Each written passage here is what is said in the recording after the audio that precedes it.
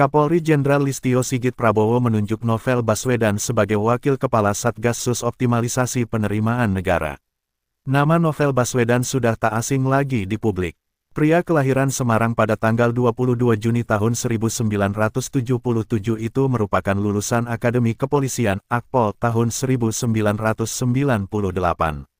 Mabes Polri kemudian menugaskan Novel untuk bergabung dengan KPK pada tahun 2007.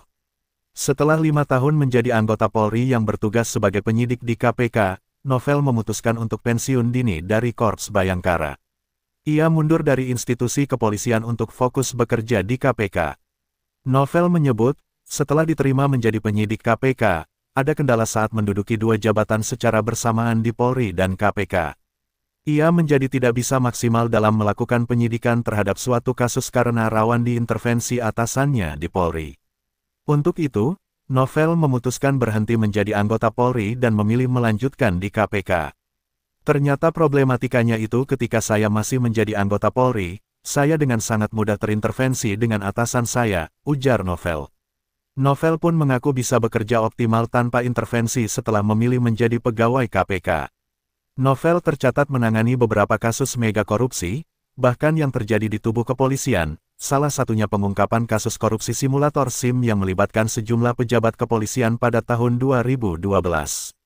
Mantan Kepala Korps Lalu Lintas Polri Irjen Joko Susilo dan mantan Wakil Kepala Korlantas Polri Brigjen Pol Didik Purnomo adalah 2 nama pejabat yang tersandung kasus tersebut.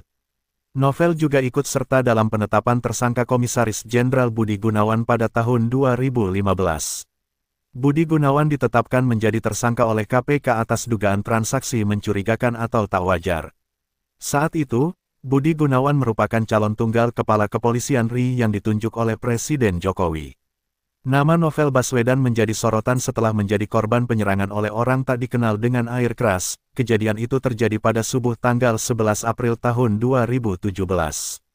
Serangan tersebut terjadi di tengah upaya Novel menyelidiki kasus korupsi pengadaan KTP elektronik yang melibatkan anggota DPR serta oknum pemerintah, dan telah menjerat Ketua DPR Setia Novanto. Akibat serangan dengan air keras, keesokan harinya, Novel diterbangkan ke Singapura untuk menjalani operasi dan perawatan matanya, yang berakhir pada Februari tahun 2018 ketika ia kembali ke Indonesia.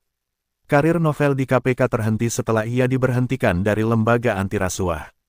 Novel merupakan satu dari 75 pegawai yang dinyatakan tak lolos tes wawasan kebangsaan (TWK) sebagai syarat alih status pegawai KPK menjadi ASN. Kemudian, dari 75 pegawai itu, 24 orang dinyatakan masih dapat dibina dan diangkat menjadi ASN, sedangkan 51 sisanya dianggap punya rapor merah dan tidak bisa lagi mendapatkan pembinaan. Novel menjadi salah satu dari 56 pegawai yang diberhentikan dengan hormat oleh KPK pada tanggal 30 September.